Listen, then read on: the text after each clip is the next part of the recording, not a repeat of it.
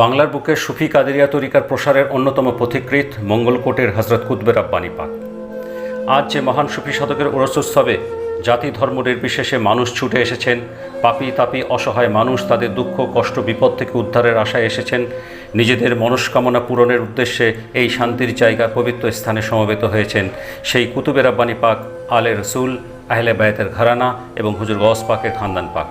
আজ থেকে প্রায় 250 বছর আগে 1766 খ্রিস্টাব্দে হুজুর গওস পাক হজরত আব্দুল কাদের জিলানী আলাইহিসসালামের অন্যতম শাহজাদা হজরত সৈয়দ শাহ আব্দুর রাজ্জাক আলাইহিসসালামের খানদান পাক থেকে যে ধারা সিরিয়ার হামা শরীফে অবস্থান করছিলেন, সেখান থেকে হজরত আবদুল্লাহ আল জিলি আল বাগদাদি আলাইহিসসালাম বাগদাদ শরীফ হয়ে হুজুর গওস পাকের হুকুমে সপরিবারে হিন্দুস্তানে তশরিফ আনেন উড়িষ্যার চাঁদবালি বন্দর হয়ে।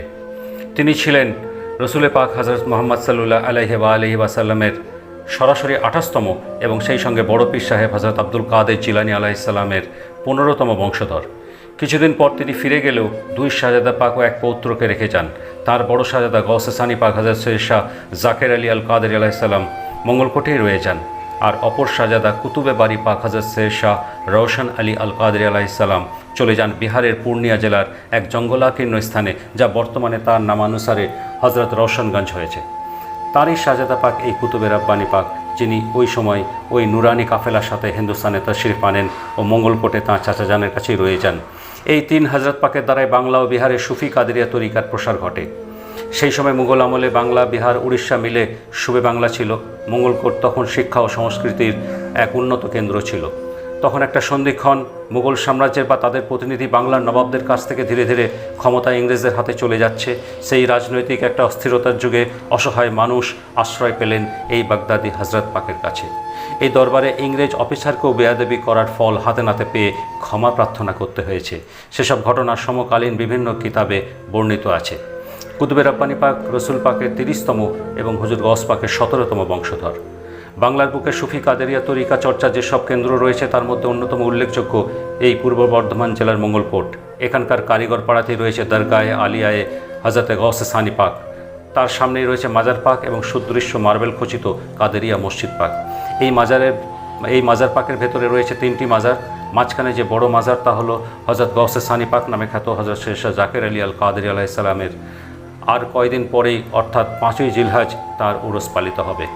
বাঁদিকে রয়েছেন তাঁরই ভাতিজা ও জামাই, সে সঙ্গে পরবর্তী সাজ্জাদানশীন কুতুবে রাব্বানী পাক নামে খ্যাত হজরত সৈয়দ শাহ তুফাইল আলী আল কাদেরি আলাইহিসসালাম।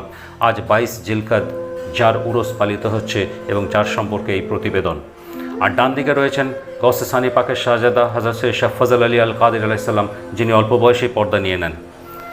জনাব জিয়াউর রহমান শাকবুলিপুরীর লেখা ফার্সি গ্রন্থ মুজাকেরায় কুতুবুল আলামিন কিতাবে মঙ্গলকোটের এই দুই হজরত পাকের অলৌকিক জীবনের অনেক কাহিনী জানা যায়।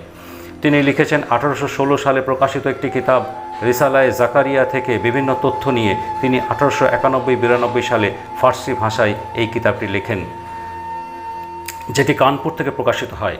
পরবর্তীকালে 1987 সালে এটির বাংলা করেন কলকাতা বিশ্ববিদ্যালয়ের MMA সালারের শিক্ষক জনাব গোলাম মঈনুদ্দিন সাহেব। এছাড়াও 1933 সালে প্রকাশিত মাওলা পাকের এক মুরিদ ও ভক্ত, সে আমলে জেলা ম্যাজিস্ট্রেট জনাব আব্দুল গাফফার সাহেব ইংরেজিতে মাওলা পাকের জীবনী নিয়ে লেখা তার কিতাব a short biography of my হুজুরেও তাঁদের পবিত্র জীবনের কথা উল্লেখ করেছেন।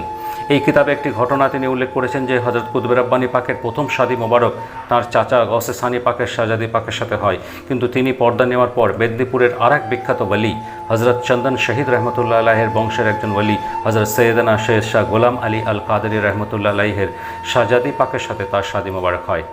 তার আব্বা ভবিষ্যৎবাণী করে গিয়েছিলেন যে তার শাহজাদির সাথে এক বাগদাদি সৈয়দ পাকের শাদী মোবারক হবে এবং তাঁদের যিনি সন্তান হবেন তিনি জামানার গওস হবেন, যার শ্রেষ্ঠত্ব সমস্ত ওয়ালি মেনে নেবেন। তার এই কথা সত্য প্রমাণিত হয়।